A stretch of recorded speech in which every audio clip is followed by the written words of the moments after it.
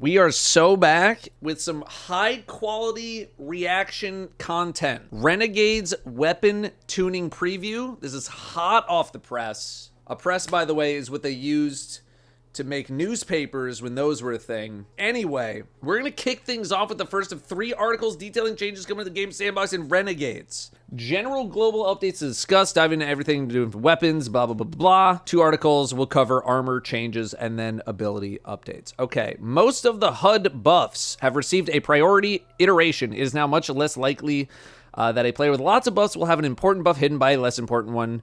Get to the back of the line, void breach cooldown. Here's the thing about this, is that I thought they already did this. So I was really confused when I was seeing really garbage, unimportant buffs on my screen. I thought this was already a thing that they did. I guess it wasn't, because it's here now. This has been very much needed because we have so many buffs and debuffs and timers, and there's been so much important stuff hidden.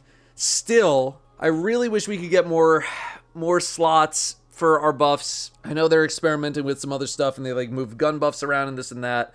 But like, man, dude, it feels like I will have so many buffs at times that like every second that they tick, I get like a different set of 4 buffs on the screen. It's like 4 things, and then 2 seconds will go by, 4 different things happen. 2 seconds go by, 4 new things happen. I never know what the hell is going on. So I thought this was already a thing. Was not a thing. Literally not a thing. They're doing it now. New gear bonus no longer scales with gear tier. Bonus weapon damage for new gear is now 5%. Bonus incoming damage reduction for equipping new gear goes up to 10%, 2% per equipped piece. All exotics now count as new gear. Remove feature exotics as they are now redundant. This is very good. I know a big problem with the new gear stuff is like prismatic class items, exotic class item didn't count as new gear. So you basically like were hindering yourself a lot when trying to do any sort of new gear only activities with prismatic.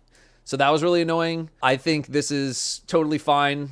I mean, I said that Bungie was probably going to be drifting more towards letting new gear be way more lenient. They are loosening some restrictions here. They're making it not as crazy of a bonus or anything like that. It would not surprise me by this time next year if like the new gear concept was like completely annihilated altogether. But this is very good. Now you can at least use like any kind of build that you want with new gear. And then this I don't think is like as big of a deal compared to like all exotics count as new gear. So, Stasis Freeze. We've updated how frozen targets take increased or decreased damage from weapons based on their ammo type and fixed a handful of outliers that were doing less damage than intended. Increased Ariana's and Leviathan's breath bonus damage to frozen targets from 5 to 10%, matching other special and heavies. Fishing Super Forerunner did not deal any damage. Fighting Line and Alithanim, although primary, will still get the 10% damage bonus to frozen targets. Okay, maybe I'm not getting it. This doesn't feel that significant. Like Ariana's Vow bonus damage to frozen targets going from 5 to 10%. All right, sure. I think having the buff icons only instead of the buff with words would be better. While icons are pretty notable in Destiny, you'd have to do a lot of memorization of all the different icons that exist in the game. And I think only like very advanced players or very knowledgeable players would have all of that information on tap to be able to like look at the side of the screen, decipher 7 different buff icons that are there and be like, oh, that's what I have, you know? So for people not as in tune, they would see all those icons and be like, okay, what does any of that mean? They would be like, I don't know what this is. And I need the words. So I'd understand them maybe not wanting to go that direction. Disorient. All the following. Now use a universal disorient setup in the same way as we handle subclass verbs. Ensure disorient effects are consistent and predictable across all game. Okay, fine. So they're normalizing the disorient effect. Overall, will still function as expected. Combatants cover their eyes, won't shoot back. It's blinding, essentially. They're just calling it disorient. So shield disorient, flash counter, bewildering burst, photo inhibition, disorienting grenades, concussion grenades, concussive rounds, reactive shock, Gemini Jester. All this stuff is going to just be blanket now disorient. I think that's fine to just, you know, have it all effectively be the same thing, because I feel like there was a lot of questions of like, what's blinding versus disorient? I mean, there's still like some confusion with like, what's exhaustion versus, you know, sever, because they like do kind of similar things. So I think this is probably most relevant or prevalent on blinding or now disorienting grenade launchers.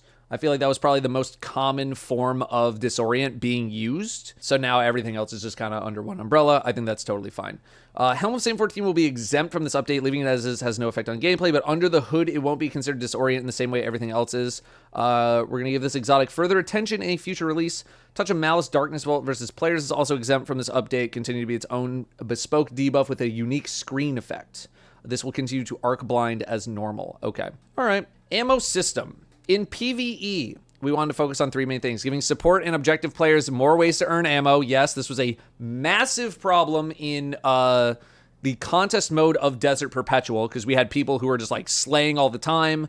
They had no problems getting ammo, and then you had people doing mechanics, and they're like, bro, I have no ammo. And you needed, multiple warlocks doing cenotaph swaps in the middle of the fight so that the people actually running the mechanics could get some freaking ammo, because you needed all the ammo that you could get during contest mode. Now, granted, contest mode is like not the normal difficulty that we're really working with most of the time. So like, how much is this really a problem in like more normal stuff? Probably not that much, but still it's, something that should be given some attention. Fixing some bugs with specific weapons that were making it harder to earn ammo, and increasing a handful of exotic weapons and weapon archetypes' usability by shifting their ammo economies. We also need to bring down a handful of performance outliers by a small amount. Rocket pulse? Okay. Reintroduced ammo scout mods in the helmet, which will spawn an ammo brick for your allies whenever you fill your corresponding meter. Okay. The amount of ammo in the brick is dependent on the number of scout mods you have equipped. Okay. So spawning ammo for your teammates. Ability assists will now generate a small amount of ammo meter progress. Nice. Granting buffs to allies will grant a small amount of ammo meter progress when they land final blows while buffed.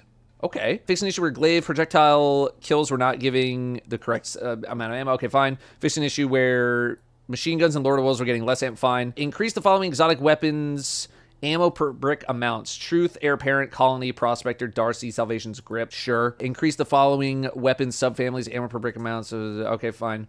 Reduce the following weapon subfamilies ammo per enhanced brick amounts. Micro missile pulse rifles. Anything else? Okay, in weapon archetypes, there might be something there. Reducing a few weapon perks, ammo generation bonuses. These used to provide such a large numerical bonus because inventory stat values need to pass a certain threshold to have an effect. Now that every point of ammo gen matters, their buffs are outsized compared to other options for investment. Yeah, air trigger was a big one. Like, everyone was like, oh, yo, we got to get air trigger on. Was it Tanash's?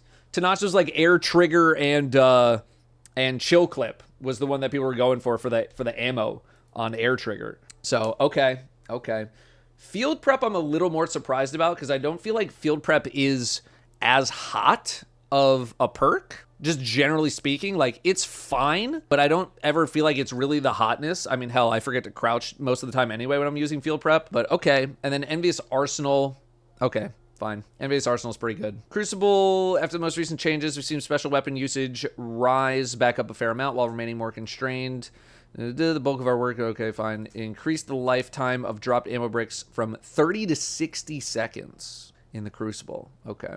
Buffing several special weapons to be discussed below. Shifting a few outliers. Want to give a quality of life change to special ammo bricks to make it a little bit easier to collect a brick. Okay.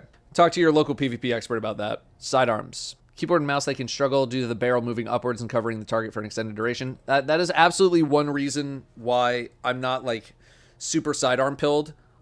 I really don't like the experience of using primary ammo sidearms in PvE that much. Like, some of them are fine, but like, I find myself hip firing them quite a lot. I'm not really a big sidearm enjoyer. So heliocentric is a good one. That's the solar one, right? That can get heal clip. That thing absolutely carried me in Vesper's Host solo. Okay, good. Heliocentric I like. Others, okay. Handful of older sidearms with silencers, extended barrels as part of their physical model. Yep. Okay, good. Submachine guns, increase stability on 10% by controller. I basically never use controller, so controller players are going to have to tell me about that. Increase ADS damage fall-off scalar from 1.4 to 1. All right, stop. This language needs to be, like, Englishified. There's, like, 4 people in the community who know what ADS damage fall-off scalar from 1.4 to 1.45 actually means. In English. I don't even know what this means, man. Moving on. Rapid fire pulses. Increase base damage from 15 to 15.5. Increase crit damage from 27.75 to 27.9. I know it looks ridiculous that these values are so tiny, but this moves the needle on like some combo of shots to be like, now you need like one less headshot, you know, or you can kill in one fewer shot or something like that. But these are PvP numbers. This is what rapid fires are getting the slightest buff in Crucible to make it so you need like one less headshot, something like that. Bows need a little help in PvE, PvP. Rescale their draw time curves to be slightly faster and more forgiving across the board. Okay. Yeah, I'm not really like the biggest bow enjoyer. I mean, all the exotic bows are like really good. I have very little reason to use a legendary bow. I know we did a video on the bow from Last Wish like forever ago, which name is escaping me right now. Tyranny of Heaven. I remembered before someone said. But otherwise, I'm not the biggest bow enjoyer. So it looks like these are getting just the slightest buff. Okay. Like, I don't think this is going to do anything, you know, to be like, oh, now bows are going to be crazy. Could be wrong, but it's very small change. Rescaled fusion rifle charge times. Okay, so these are getting slower. Just, I mean, this is literally what, like 7/100ths of a second or something like that? This is like very, very subtle. Very, very subtle. Fusion rifles have been signaled out by the community as being problematic with higher uptime. Rescaling the charge time provided better balance between the subfamilies, and the reduction to DPS from the slightly slower charge time is more than offset by the increase to PvE damage. So very, very subtle changes in charge times, but they are getting a nice PvE damage boost. Nothing too crazy. Okay. I don't know. There's not too many things where I'm like, certain archetypes of weapons need like huge swings in the sandbox right now. Granted, I haven't played in a month, so I'm not the most up to date on like, oh, actually this could use a buff, but like things feel mostly fine, or like felt mostly fine, but I'm sure there's like some things, you know, that people bring up and be like, actually these are kind of bad. But yeah, I don't know. Most things kind of feel fine. There's more Crucible stuff. Almost all their uses focus on the precision pellet frame, falling behind other options in PvE.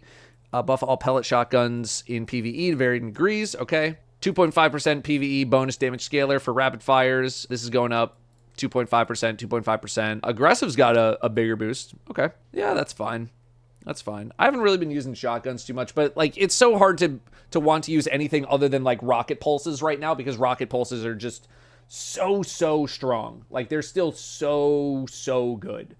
So why really use a whole hell of a lot else? Slug shotties. Slug shotties have become too effective in higher skill Crucible lobbies due to their forgiving damage profile and substantial aim assist cones. Reducing their aim assist cones slightly drop their base damage versus players. Okay. Yeah, more PvP stuff. We're just going to keep moving on. What's next? Snipers, more PvP sniper stuff. Reduced flinch received by players by 40%. Holy. It's been a while since I've sniped in PvP. Yeah, it's just more PvP. Get me on the PvE stuff. Rocket pulse rifles. Okay. Reduce the base reserve ammo from 18 to 14. Reduced enhanced ammo per brick in PvE from 6 to 5 enhanced. Okay. I'm not the most surprised by this in the slightest. Rocket pulses are really insane. They will still be really good. This new weapon type has become near ubiquitous with the kinetic slot. Reviewing our data, players feel almost pressured to run this weapon to fit the meta due to its ammo uptime, strong damage profile, ease of use. Mint is in this kinetic slot 45% of the time. Bit unhealthy, too dominant. Makes sense. We're going to keep its power on the battlefield, but rein in the ammo economy by reducing reserves, the amount of ammo acquired per brick, with buffs to other weapon types like shotties. Get in my lap. Get in my lap. No? Oh, here it comes. Oh, we're going to do this half and half stuff, huh?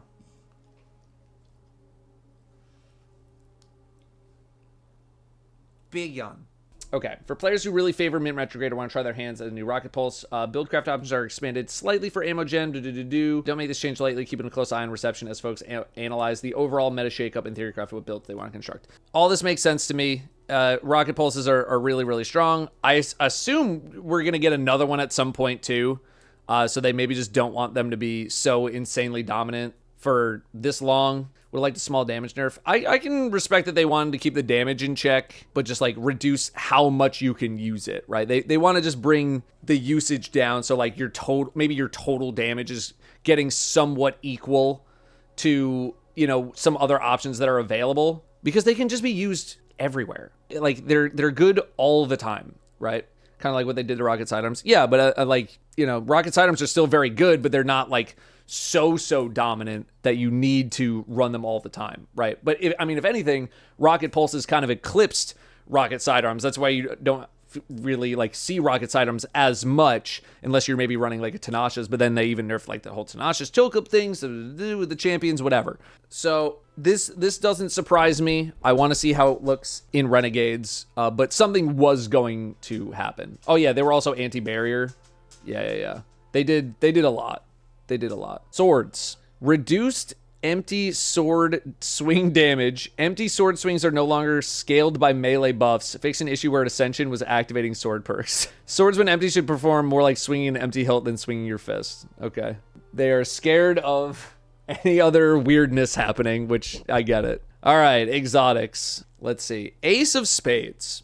Long Potent and Crucible has been overshadowed by many things in PvE. Made some buffs to Memento Mori and Ace's own version of Firefly to help it compete against Sunshot and its kin. It's what Cade would have wanted. Increased extra PvE damage bonus from 18 to 30% on Memento Mori. Okay. Increased maximum damage in PvE on the Firefly from 65 to 100. Minimum damage from 0 to 20. AoE size got buffed. Increased damage fall off from 30% to 50% of area of effect size. Will keep full damage from more distance. Okay, very unexpected. Ace of Spades has just been like one of those guns that's been good for so long that like I never thought it was really that bad in PvE in the slightest. Like it's still a very good weapon, but it's just been around for so long that I think it's more of like a fatigue issue than like it not being good, right? Like I don't use Ace not because like it's not good or anything. It's just like it's been around for so long that I'm like, okay, like I get it. I've gotten the experience that I wanted to get out of Ace of Spades. But I don't hate that they're buffing it at all. I don't hate that in the slightest. Hawk Moon. Big rewards for perfect accuracy. Not felt very worthwhile in PvE. We added a damage bonus gained per stack of Paracausal to further reward pacing your shots and remaining accurate even in PvE. Allows you to go for final blows instead of precision hits if you already have high stacks later in the mag. Now it gets a PvE damage bonus per stack of Paracausal. Maxes out at 70% at 8 stacks. Does not include the final Paracausal shot. Okay. Yeah, I mean, I still like using Hawkmoon. It's like, Hawkmoon's probably like on the list with like Symmetry of like my favorite exotics that I don't use. Hawkmoon! I'm interested. I feel like I would see PvPers every now and then popping out the Hawkmoon to try to like one-tap people. I'm down. I'm very down for this. I was not expecting that in the slightest. PvE is where I think it needed a little more juice. Osteo Striga. Having the Poison Burst cooldown, seeing where this lands, this weapon can dominate the PvE meta, especially with necrotic grips, so we're being careful, but we don't want to leave longtime fans of this weapon feeling like it's been gutted. Reduce the cooldown of the Poison Burst on Osteo Striga Final Blow from 4 to 2 seconds. I don't remember the last change this thing got. I want to say it got nerfed, but it was like a while ago. And I definitely don't see it as much nowadays, but there was a period of time where this gun was literally just like eyes closed, hold M1 and everything dies. And having the Poison Burst time could kind of go crazy. I just don't remember what they did to it a super long time ago. But like when that gun was hot, it was like the most brain dead weapon in a very long time. I mean, just straight up hip firing, not even paying attention, everything dies. It was ridiculous. It was ridiculous. Nerf poison damage and added the 4-second lockout. Okay. Yeah, it was literally just M1 the gun. Do I still even have it crafted? Yeah. 6,700 kills on it. I mean, I haven't touched it in a while, but I put it down pretty quickly because I was like, this is putting me to sleep. This is like, it's so efficient that there's just like no excitement. Suros Regime. Suros Regime is a solid, versatile workhorse weapon with a storied history. It struggles to compete outside of its niche PvP following. Yeah, it's been fine in PvP, like on and off. PvE, it's pretty much a nothing burger. Can now be special reloaded at will to swap between spinning up and dual speed receiver behaviors. Okay, nice. New hip fire reticles that correspond with each mode. Grants bonus special ammo progress with spun up kills while using spinning up. Bonus heavy when on dual speed while ADS. Okay, so quality of life improvement, you know, kind of modernizing it with the ammo progress on it. I don't know if that's going to be enough to get it to a spot where people actually want to use it, but at least it's slightly updated. I'm probably still not really going to touch it that much. I think it just depends on how much ammo progress I'll put it this way. I think if the special ammo progress is so much that people are starting to use Suros regime now, it might be too much ammo progress. That's my hot take for right now. Because it's fine. It's fine. I thought Revision 0 could use a little more spice. Adding some of the newer kinetic aligned effects seems like Hunter's Trace rounds now create a small damaging shockwave and exhaust targets on impact. Wasn't Revision 0 like already like one of the higher primary damage weapons that were in the game?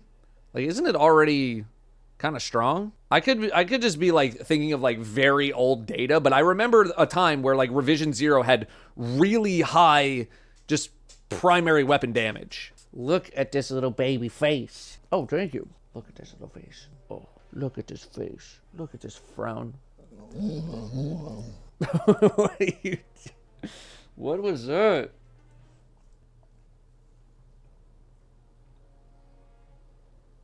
Huge yawn. Touch of Malice, talk to me. It can be a strong weapon, but the healing part of the intrinsic perk, which is supposed to help offset the self-damage, was too niche and hard to activate. We made the healing more effective and easier to trigger in PvE. You also heal every time you special reload to activate the Charge with Blight perk. Okay. Increase the amount of healing provided by the intrinsic. Reduce the number of kills needed to trigger the healing in PvE. Here's the thing. I still really like Touch of Malice. I mean, running my Touch of Malice Child of the Old Gods Void Warlock setup was like one of my favorite gun-based setups. There was still enough actions per minute with like dropping rifts and throwing around Child of the Old Gods that it still felt like good to use while also having a lot of gun participation. Right now, rapidly defeating 3 targets restores health. That's what it is right now. So I'm guessing this is getting brought down to 2, or maybe it's like you don't need to rapidly defeat targets. I mean, it says reduce the number of kills, so I'm guessing it's going to be rapidly defeat 2 targets. 3 was never really that bad. It was never that bad. Activating Charge with Blight, triggering the healing pulse is kind of nice though, because it is definitely something that I do not use nearly enough. Like, I'm Charged with Blight X10 99% of the time that I'm using it. I just never want to use it because the animation takes a long time. It takes a long time to fire the shot. It just never really felt worth using. So now at least you can kind of use this in a pinch where it's like, oh, I need a heal. I got to heal right now. Let me activate Charge with Blight and at least get like a little bit of a healing pulse. So, okay. I mean, this is already... I already thought Touch of Malice was like a very good weapon, and now it's getting even better. Collective Obligation. Okay. Another pretty good weapon. Potent, but asks quite a lot of the player, which I mean, I feel like is, you know, part of the trade-off, right? Current version requires you or your fire team provide a source of volatile weakened suppression for the weapon to leech, which isn't always practical or feasible with currently viable builds or available artifact perks. We've relaxed that requirement somewhat by adding a very slow rate of leeching debuffs on any damage dealt with the weapon. This can open up to more prismatic or non-void builds. Relax some of the need to deploy every debuff yourself on void-centric builds. Okay. Slow rate of leeching effects on affected targets. Gives each effect in order of effectiveness with around a full mag of hits per debuff. Also charges the leech mode at the same rate. Okay. I mean, I kind of like the fact that, you know, the more that you built into a lot of those effects, the more you were rewarded with, you know, the ability to apply those effects to other targets. And then, like, if you can keep the chain up, you'd only need to do it one time, right? Like, you would have your volatile, your weaken, your suppression, you put it all onto one enemy, you siphon it into the gun, and then you can just apply it to every enemy and just bounce back and forth on it. I'm talking crazy style. That sounds like a cry for help. But I'm also open to this, like, you know, being a little more available to some other effects without feeling like, you know, you're either all or nothing. But I do like, you know, the fact that this weapon really encouraged, like, hey, you want to run a void build with like a dope ass weapon? Put everything you got into this and just go infinite. So it's still an incredibly good weapon though. Symmetry. Okay, what are we doing? Symmetry, my favorite gun that I don't use.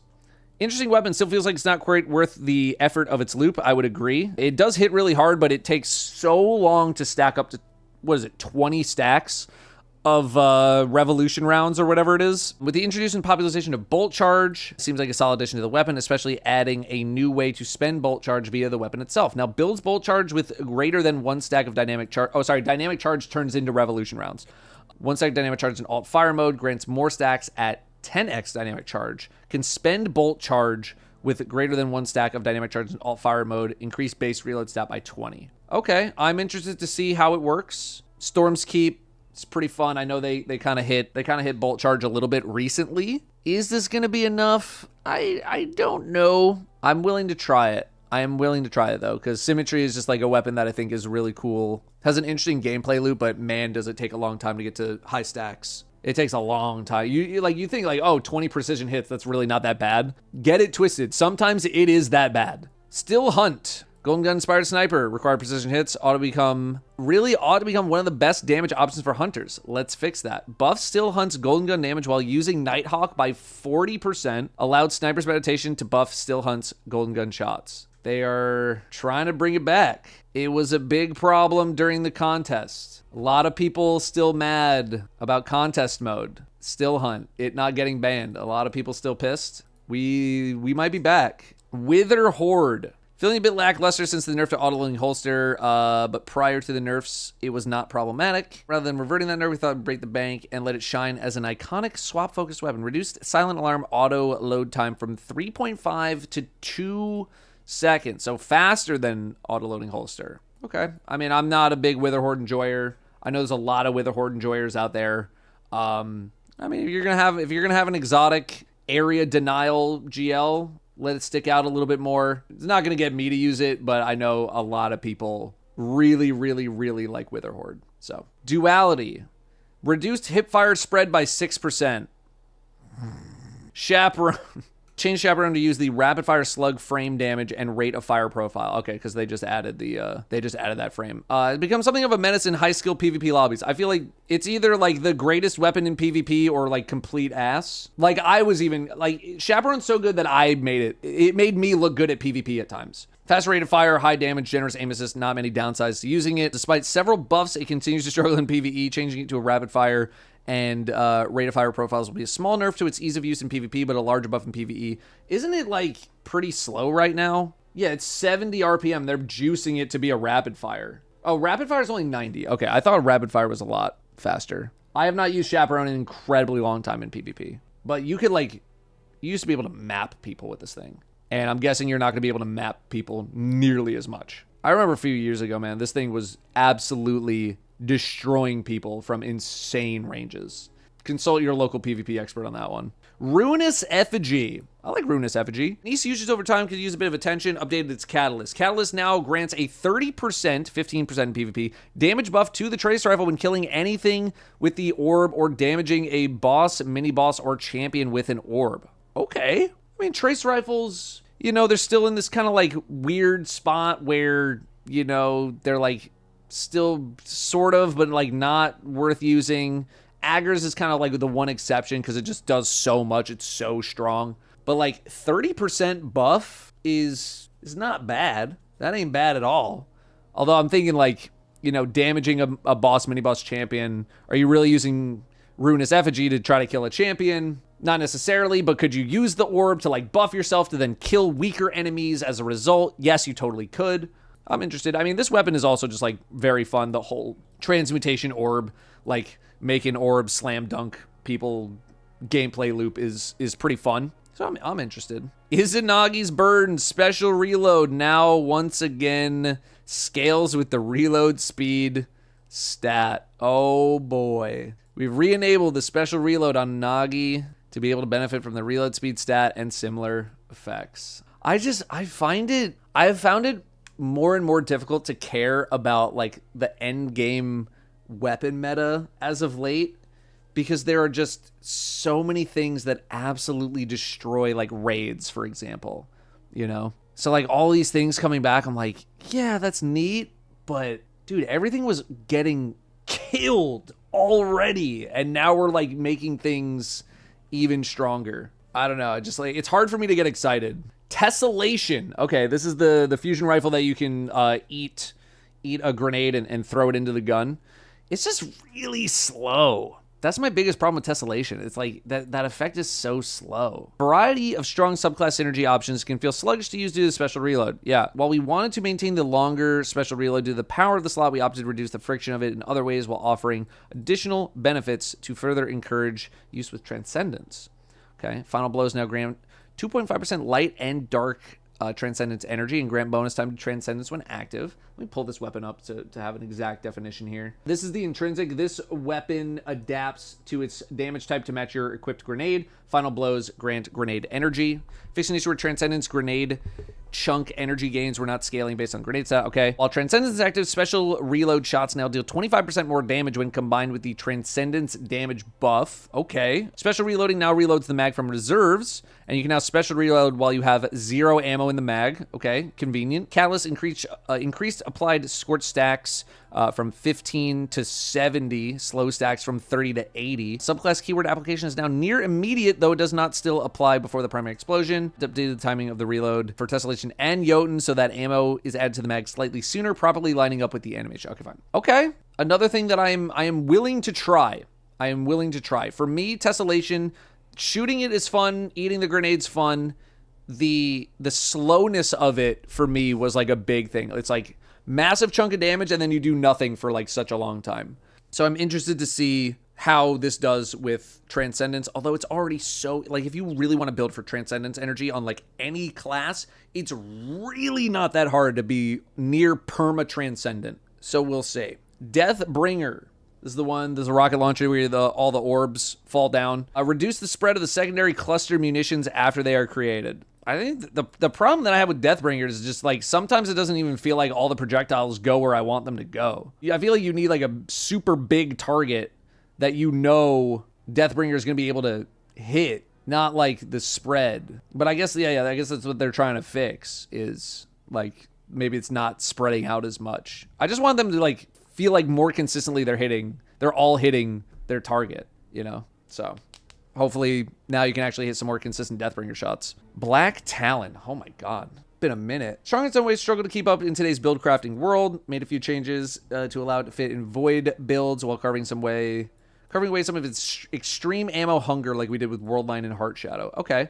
Heavy attack now suppresses on hit. If target's already suppressed, it spreads. On hit, gives a 10% damage boost per void debuff on the target for 2 seconds. Reduce heavy attack cost from 3 to 4. Okay. Added duelist trans trait and increased max reserve ammo. Okay. I mean, like, freaking little projectiles with Black Talon's always been fun, but like, you know, it was really expensive, and it just, this was like a weapon from, you know, Sandbox like 2 or 3.0 that now is getting updated to today's world at least a little bit, right? Could be some kind of an option going into the future. I was gonna say like, oh, you combine this with freaking collective obligation, and I was like, you can't run both at the same time, but someone else could run collective obligation, and then you're running Black Talon. There's a little bit of synergy there, you know, juicing your damage boost, right? Now you get 30% damage boost. Yeah, something.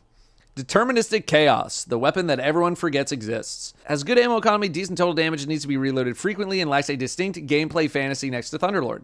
Releasing the trigger after a vexadecimal projectile pulls 12 rounds into the magazine from reserves. That's definitely one of my big problems with this thing.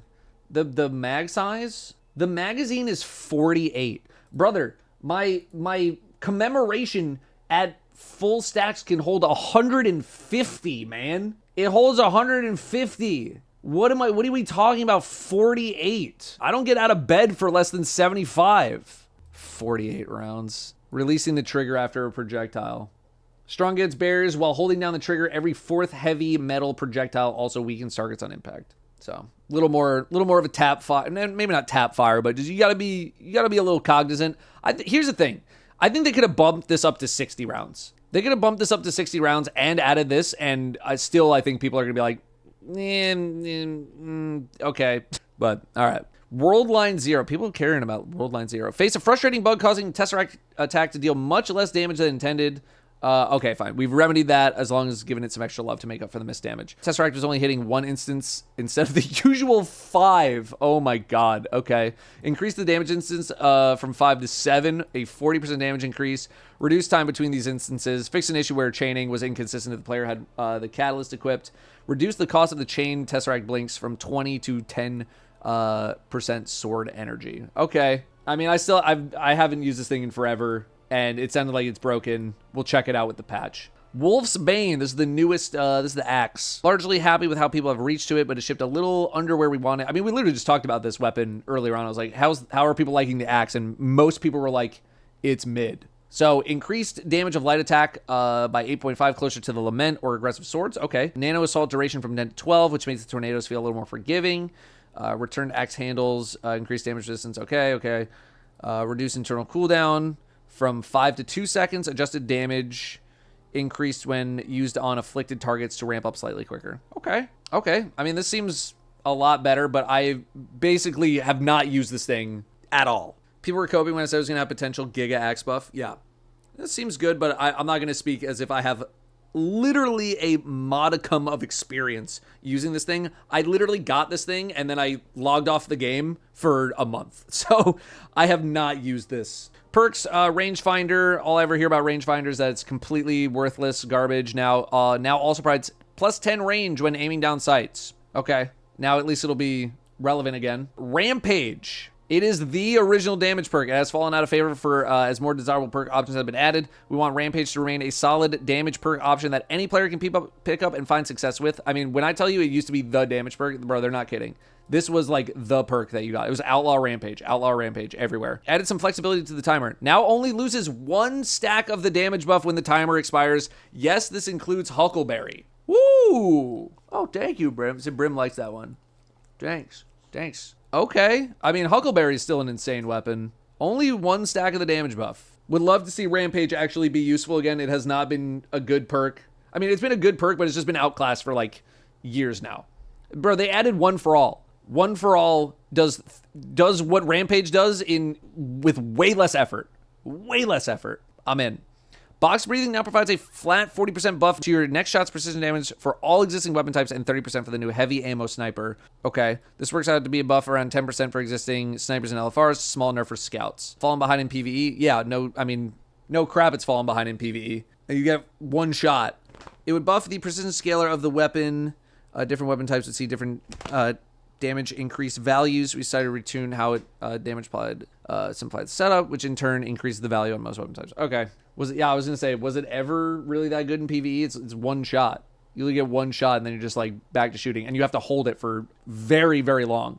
Just wasn't worth it. There could not be a perk that I'm less familiar with than shot swap. I'm sure some PvP lord is gonna hit me with like, here's why shot swap is good. Brother, I literally read this perk 1 time and I'm like, I don't care. I don't care about this perk.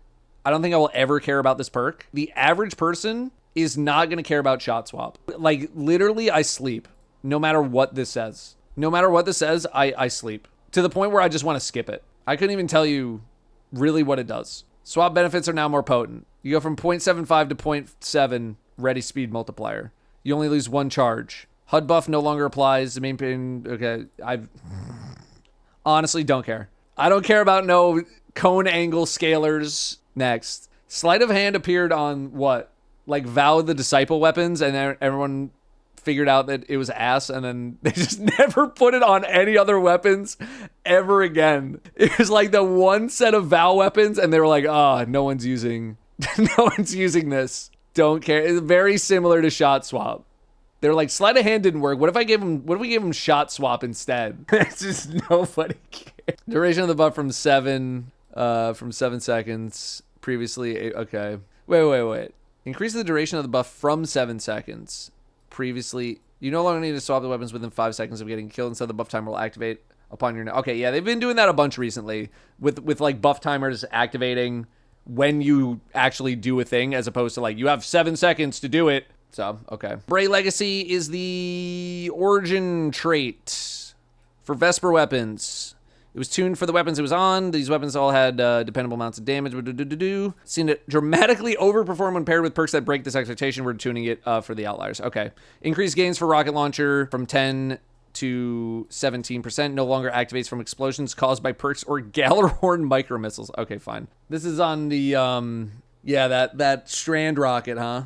Yeah, kind of needed. Vice Stinger, newly added shotguns and fusions, didn't work properly with them and fixed it, fine. Bewildering Burst, want to bring this perk back in line with other disorienting options. Increased from a half second to a second against players, fine. PvP. Since Disorient is now a verb, we can apply it more broadly than we could before. Fix an issue where these perks would not apply the Disorient effect to bosses. Okay, on all this stuff. Okay, wow. Long article. Some good stuff in here. Not really too many nerfs. The only thing that I was really expecting anything for were rocket pulses. I was expecting them to get some kind of an adjustment. Their usage is incredibly high because they're really, really good. Otherwise, there's some interesting buffs in here. I'm definitely interested in checking out Ruinous Effigy. I'm interested in checking out Symmetry. I'm interested in Collective Obligation. Do Hawkmoon as well. And a lot of the other like adjustments in here, I feel like are mostly PvP focused. We have some shotgun-based PvE benefits as well. Shotguns are a little behind in PvE, I would say. I think that's a fair assessment. So I'm interested to see if anything happens with shotguns there. But otherwise, yeah, we have these like small fusion rifle changes as well. And then otherwise, heliocentric might actually be bearable to use while aiming down sights. That'll be nice. Some ammo regen nerfs, not the end of the world. Disorient getting kind of, you know, just sort of a global trait now. Okay. Stasis freeze, like, this is just like the most whatever. Bring the ability to stun unstoppable champions with stasis back other than Tinashe's. Man, I miss that. I miss it so badly. That's about it. All right, not bad. Not too bad. Interested in some of the buffs. Brim is chomping at the bit for some of these.